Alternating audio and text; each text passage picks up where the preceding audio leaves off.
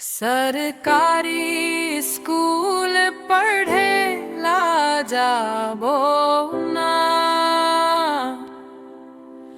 जिंदगी के नवा रद्दा गढ़े ला जाबो ना।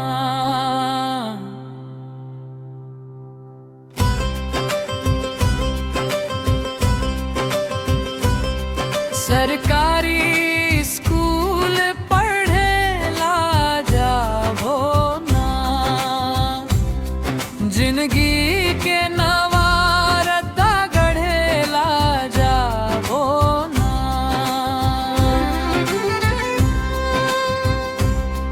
मिल ही ड्रेस पुस्तक, मिल ही प्रशिक्षित शिक्षक, मिल ही ड्रेस पुस्तक, मिल ही प्रशिक्षित शिक्षक। मध्याह्न भोजन खाके कुपोषण भगाबो ना, मध्याह्न भोजन खाके कुपोषण भगाबो ना।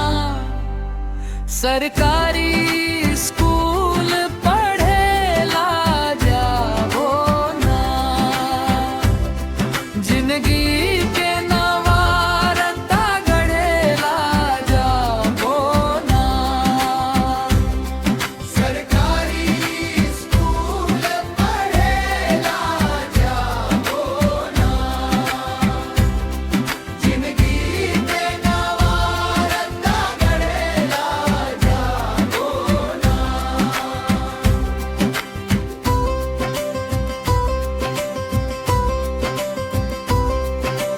छात्रवृत्ति घलो मिलही,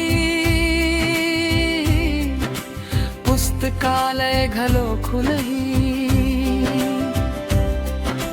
छात्रवृत्ति घलो मिलही, पुस्तकालय घलो खुलही।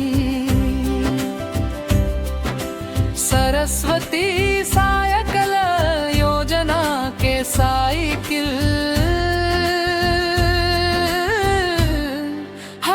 चलाबो ना। सरकारी स्कूल पढ़े ला जाबो ना,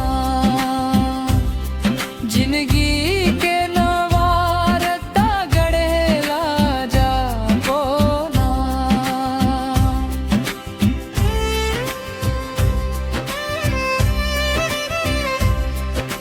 खो खो कबड्डी खेलबो, तन मन ला स्वस्थ करबो। खो खो कबड्डी खेलबो, तन मन ला स्वस्थ करबो।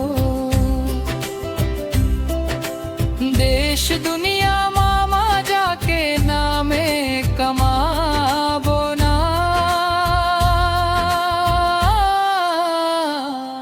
सरकारी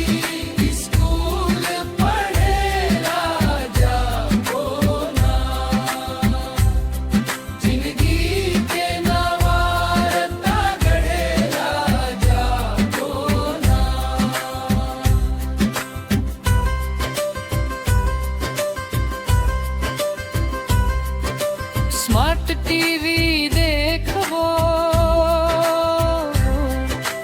प्रशिक्षित शिक्षक ले पढ़बो। स्मार्ट टीवी देखबो, प्रशिक्षित शिक्षक ले पढ़बो। देश दुनिया में जाके अव्वल हम आबो ना।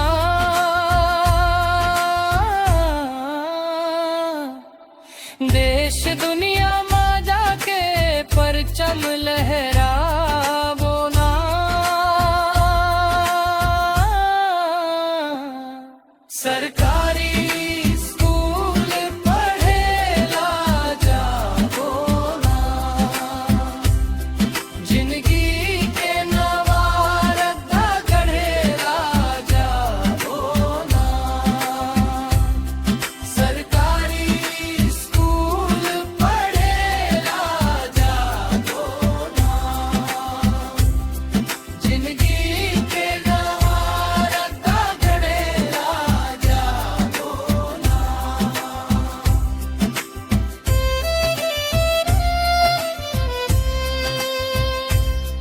छत्तीसगढ़ के नाम दुनिया मां बगरा बोना। छत्तीसगढ़ के सब ले